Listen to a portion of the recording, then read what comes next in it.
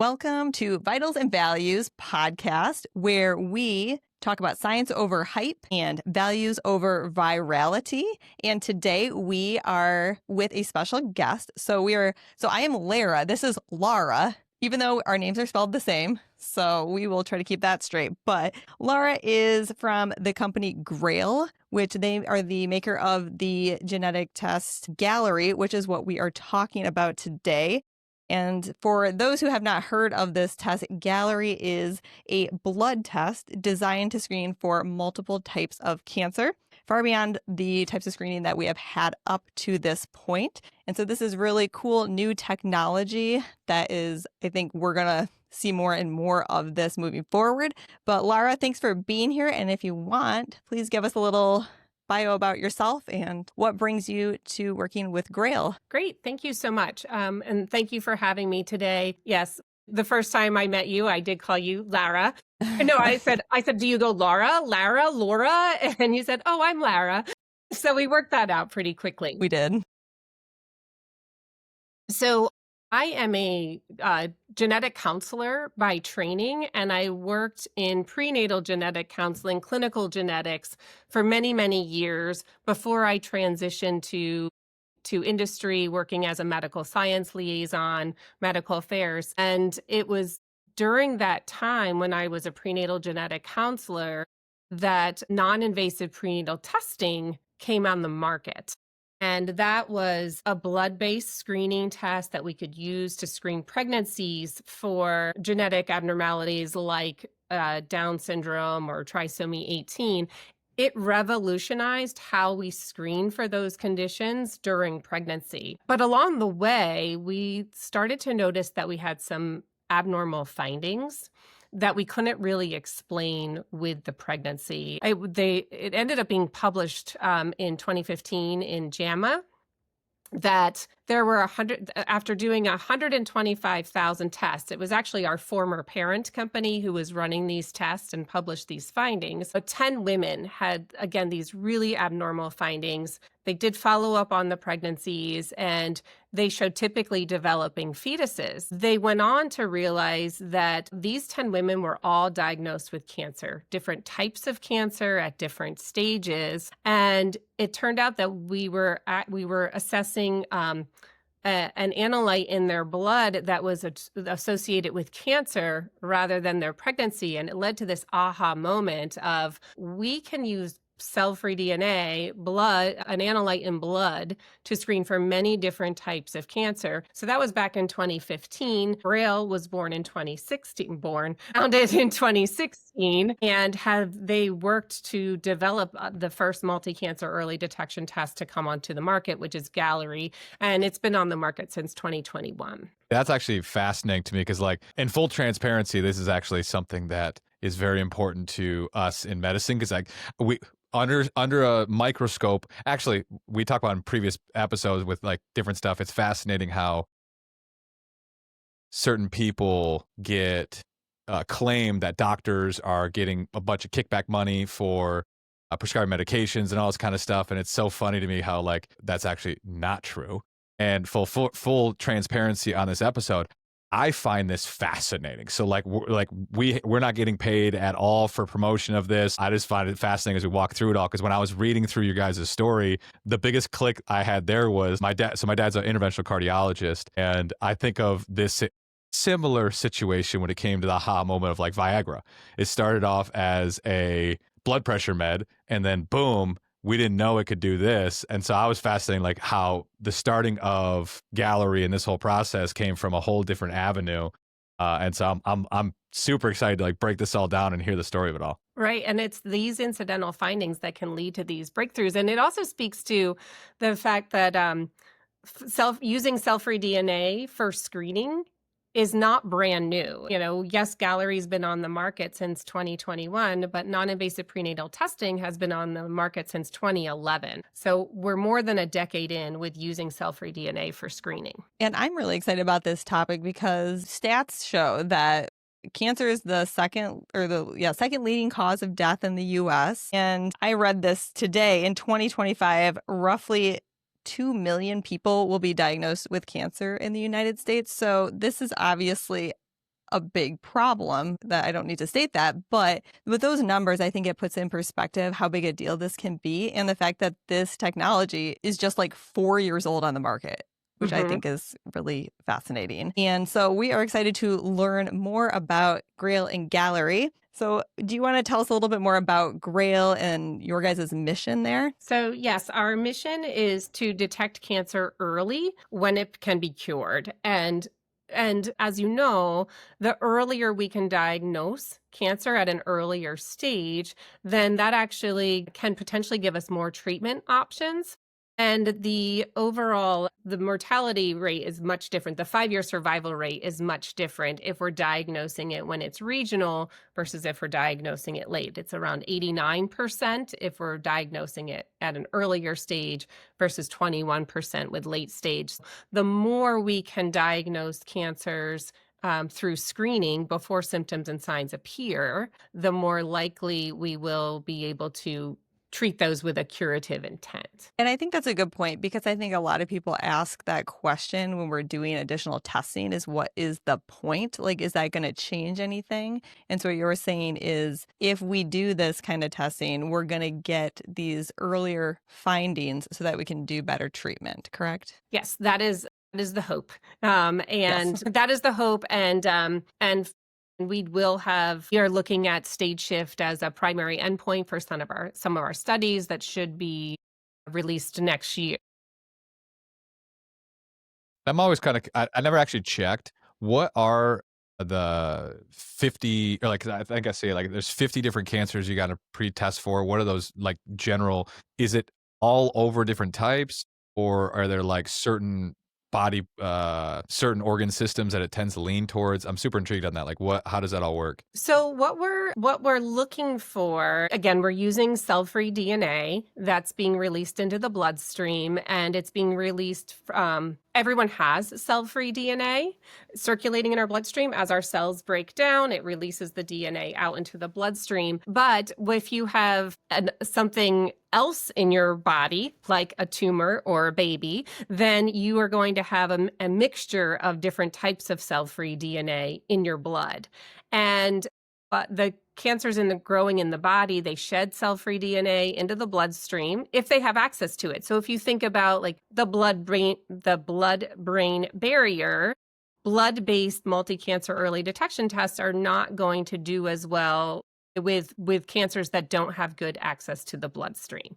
So we are looking for these fragments, and they have a unique fingerprint of cancer, and we can use that information to screen for many different types of cancer. It's one assay or one test we're looking is looking for something common across many different types of cancers. So there's the DNA from any cell that breaks down because cells break down over time, and that DNA is what this test is looking at. That DNA in the blood, and it looks different in a cancer cell versus a normal cell of our body. Is that right? That's right. So we're actually looking at methylation patterns. And so methylations control. David is a yes. science nerd over there. All right, I'm sorry. I gotta go on a tangent. No. All right, this is bad.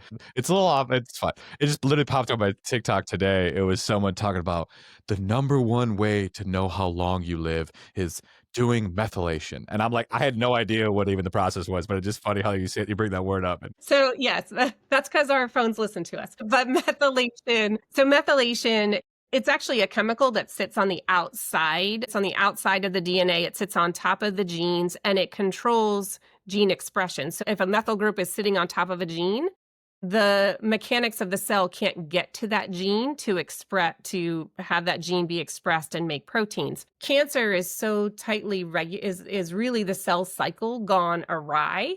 And that all has to do with methylation. So genes that tell cells to stop growing or to start growing, if they are abnormally methylated, they're not going to work properly, and that leads to the development of cancer. And so what Grail has done is identified cancer-specific methylation regions across the genome, and we're able to look for this abnormal methylation pattern. If we see it, then we are more concerned that that individual has cancer. And then we can use that same information to then say where in the body should you look for that particular cancer. It's a screening test. It doesn't give you a definitive yes or no answer. It just says, should we be more concerned or less concerned? But if you do find you get a cancer signal detected, then we can also report out where in the body the ordering physicians should start to look. And I think this is really important that to point out again that this is looking at potential of about 50 different cancers that could be causing 50 different cancers. And currently, or at least up to the point of Galleri being available, we've only in primary care and medicine in general only been able to screen for about 5 cancers in men and women. And I have often had patients come to me and be like, I want to be screened for everything. I want to be screened for pancreatic cancer or ovarian cancer or something that we don't have a screening test for. And so this new technology has made that more of a possibility. Yes. And I think what's important as well as when we think about where does Galleri fit in, it's really meant to work in addition to those recommended screening tests, those 5 cancers. Everyone has talked to their clinician, their physician about these different screening tests that are available. And Galleri is not trying to replace any of those recommended screenings. They're very important. And this is really, like you said, those patients who are looking for more, patients who are at increased risk for cancer, such as those 50 and older. This is really who the Galleri test is meant for. That was actually my next question was like, so obviously, sadly, cancer hits every level, every group. Who is the ideal person that this is meant for? Yeah, and it's really, we think about it for asymptomatic individuals who are at increased risk for cancer, as I said, such as those who are 50 and older. Age is our biggest risk factor for cancer. There are, so that should always be the first consideration when we're thinking about who should we offer the Galleri test to. And you can see that age is a factor in who we talk to about mammograms, colonoscopies. That's always like kind of the foundation for what's the first thing on the check mark of when do we start screening, and it's always based on age first. Then we think about, okay, there are people who have additional risk factors, such as cancer survivors. People who have had cancer previously are at a higher risk to have a recurrence of cancer or to have a secondary cancer. And so those may be appropriate to think about for Galleri. And the only people that Galleri is not recommended for is people who are under the age of 22, because that's the pediatric population. People who are pregnant, as you can imagine, as we talked about in the beginning of the episode, pregnancy can certainly impact these types of results. And also people who are undergoing active cancer treatment. If you already have cancer, then it doesn't necessarily make sense to screen for more cancers. Those cell-free DNA from that tumor would still be present. So if someone already has a diagnosis of cancer, we don't recommend Galleri for those individuals. Interesting. So you said that the test is looking for this cell-free DNA from a cancer cell, and then it can give the clinician that ordered that test an idea of what to do next. So can you explain that a little bit more? Sure. So the accuracy of the cancer signal origin is around 93%. So it gives that clinician a good idea of where to start looking for a cancer if it were to occur. And I'm going to take a step back and say that the Galleri test actually is a binary result. So it's going to say no cancer signal detected or cancer signal detected. The vast majority of people get a negative test result. But if you do get a cancer signal detected, then the next step is to say, what's the cancer signal origin? And the vast majority of those, what happens is with those positives, the next step is really to do some type of imaging and blood work to see if the cancer is present or not. So the physician is then guided to more imaging or more blood work. Correct. If they get the positive cancer signal detected. That's right. And Awesome. the positive predictive value, so a positive predictive value is what's the likelihood, if I get a positive result, what's the likelihood that that is a true positive? And for the Galleri test, it's around 43%. Okay. So And as we then said, not 100%. So we right. need to see if it's a true positive or not. And then how does that then help with treatment and how does that impact survival? So, when we're doing the Galleri test, as we are looking at it we don't know the type or the stage of cancer that that individual has when we start screening. And so when we do the screening test, so it all depends on if it's a true positive, what type of cancer they have, what stage they're at. And as we mentioned earlier, if they are at an earlier stage, then there will be more treatment options or should be more treatment options available. If there's later stage, there are still benefits of finding out at a later stage, even if treatment options may be more limited, because again, these are all asymptomatic individuals who had no idea that they had cancer. And so it still gives them like the gift of time, so to speak. So if someone gets a positive, we talked about what to do.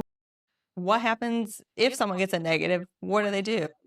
So we do have evidence about the residual risks for cancer. Like you said, what's the likelihood if they get a negative test result? And you said for the general person who just takes Galleri, no symptoms or signs, and gets a negative result, correct? Yes.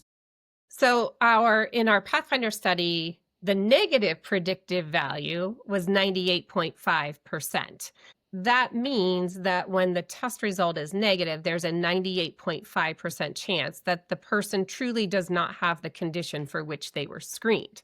So out of all of the people who tested negative, 88.5% of them are actually disease free. So it's essential to note that the NPV might vary depending on the disease incidence in the population, but individuals with a negative Galleri test should continue to follow their physician's recommendations for routine cancer screenings. It's not you're cancer free, don't worry about it. It's we did not see anything that made us more concerned at this point in time, because it's a point in time test, but still stay up on your health, be mindful, and reach out to your physician for what else you should be thinking about. With obviously this is a new tech, there's a progression to this. I'm sure concierge and being in this space, you got to be on top of the data and the new study designs as effectively as possible. The burning the wick at both ends, traditional family practice can't even think about something like this yet because they're just trying to make ends meet. As you see the future of detection based for cancer, what does that process look like to you guys? How do you guys see this progressing forward?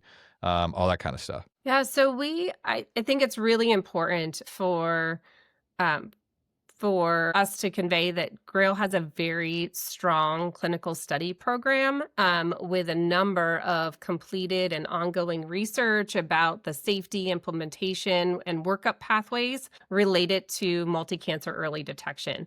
It's important that both patients and providers understand more about this potentially game-changing option and agree with new technologies like this one. One of the biggest challenges is awareness and education. And you've hit on our longer term goal to make this testing available and accessible at a population level, integrated into routine screening and healthcare. So we have our national team of medical science liaisons, which I help lead, and their job is to educate healthcare providers about our data, case studies, and outcomes to move us closer to this ultimate goal. Now, when I had worked in the traditional healthcare system, I had never heard of this. Obviously, it's new, but are you getting the opportunity to go into some of these bigger systems now, and as opposed to a concierge practice like myself? Yes, we are. More and more, the field of multi-cancer early detection is definitely growing, and they're talking about it more and more at conferences, and people are curious and they want to hear about it, and there's a lot of word of mouth, and patients are asking their physicians about, like you said earlier, what else can we do? And so we are starting to, and we've been partnered with a lot of health systems already. when we're just seeing, we're seeing the fruits of our labor in terms of and the groundswell of people hearing about it. And so if there is somebody out there who is kind of on the fence about doing the Galleri test, like someone who feels like I'm healthy, I don't have a significant family history, what would you tell them? It is really a personal decision between the patient and their physician. And so I think we have to call upon shared decision making. There's always the potential that you could get a false positive with the Galleri test. And that's true for any screening test that we do, including the recommended cancer screenings that are single cancer screenings that are out there today and are where a false positive is when you get a positive screening test result and no cancer is identified.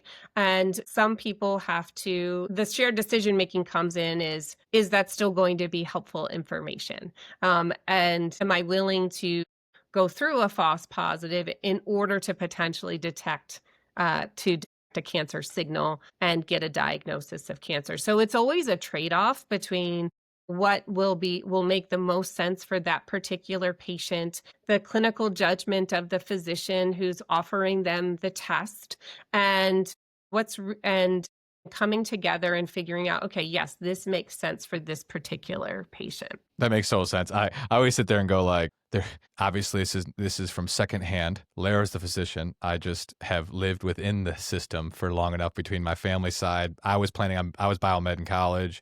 I plan to go in that direction. But it is so funny to me. Like there's a population that are certainty oriented that they have to know. Give me every test all the time. I got to know. And there's other people. It's like, yeah, especially the older male generation was like, I don't even want to know. Don't tell me what my LDL cholesterol is. Don't tell me what I just, whatever happens. And you get the bell-shaped curve of everyone in between. That's right. Yeah, it's such a personal decision to make. And what will you do with that information? And I think that a lot of individuals are really proactive in their health and they want this information. And then there's others who know that they will do worse if they find out that information. Now, this is I was just wondering, when it comes to, because it's currently 50, does this test develop out? Like, will there be like, say 10 years from now, will it be 200, 300, 400? Or is it like, this is just completely off the cuff, it just hit my head, but I'm just intrigued. So there were in our clinical validation study, we included more than 50 different types of cancer. And we were able to detect many of those. And so that's where our claim comes from of we can find more than 50 different types of cancer. Oh, gotcha. It's a shared cancer signal. So potentially any cancer that has good access to the bloodstream and shed cell-free DNA has the potential to be diagnosed by multi-cancer early detection blood-based tests and Galleri. So gotcha. Okay. there are other now cancers. I'm understanding how this concept works. Okay, gotcha. So there are some cancers, such as it's very slow growing, doesn't shed a lot of cell-free DNA. And so it's not as conducive to being identified through a blood-based cancer test like Galleri. That makes sense. And as soon as you said the blood-brain barrier, I was like, okay, that totally makes sense. That Light bulb went off. I was like, because I was like, how does it know which ones? Okay, so it's got to. Okay, that makes total sense. Yep. And so going back to how it's resulted, it's cancer signal detected, and then gives you an area of the body. It's not giving you a specific cancer type. It just says this is the area of the body where we think it's coming from. Gotcha. Is there any new technology Grail is working on that you know about and or can share? It's a great question. And currently we're really focusing on the mission of screening and finding cancers through screening. It's really a paradigm shift. It's starting to think about multi-cancer early detection with screening versus single cancer screening. We are focusing all of our efforts to educate as many physicians as we can about this particular test. So stay tuned if there's anything else that we are considering developing. I'll let you know when I know. Thank you.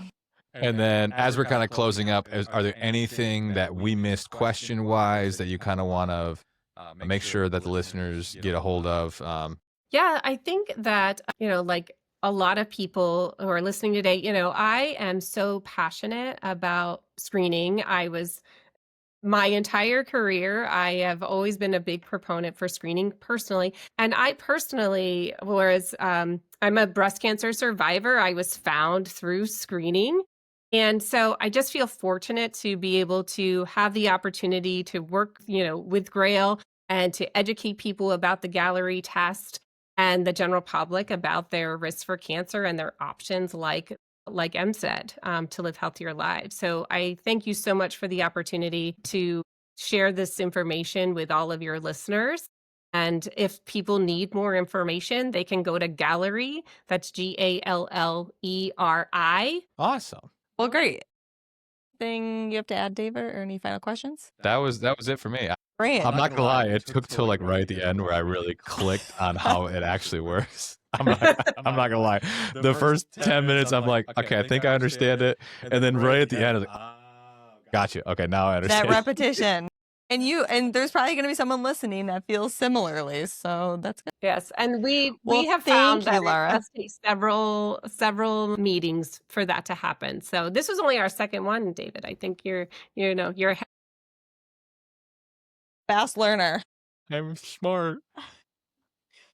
Well, thank you, Lara, for joining us and teaching us a little bit more about the future of cancer screening. And we look forward to seeing what Galleri and Grail do in the future. This may or may not make the actual post, but I think it's a funny story. So speaking of Lara and Lara, so our first month dating, I called Lara. And the amount of different things we went to, the opening up of her practice, all this kind of stuff, with her family, everything. I'm saying Lara. Finally, her sister, Jana, comes up to me and goes, she's being really nice. It's actually Lara, not Lara. And like, I'm with her dad and mom, and I'm saying Lara. No one said anything. And I'm like, you could have told me. She's just smiling, like, well, I wasn't 100% sure you were saying Lara or Lara. And I'm like, I mean, you didn't say my name that often directly to me, so I didn't know. Hey, we didn't even know if the relationship was going to keep going, so why bother? I had a friend who called me Laura for 2 years. I did not I'm like, Laura. And then finally it was my husband who was like, you're saying her name wrong. And she was mortified. I mean, no one had even told her to that point. What's that? That's funny. No one had even told her to that point until your husband said it? No. That Lara, it just seems like that lettering, people just kind of run with it so much. So everyone just. Okay, but I don't get the Laura. There's no U in our name, correct? I don't understand that one either. I get Lara, I get Lara, but there's no U. But Laura, no. Well, great. Well, thank you, Lara. We really appreciate your time and teaching us about Galleri. Thank you. It was great to be here. All right, bye. Bye.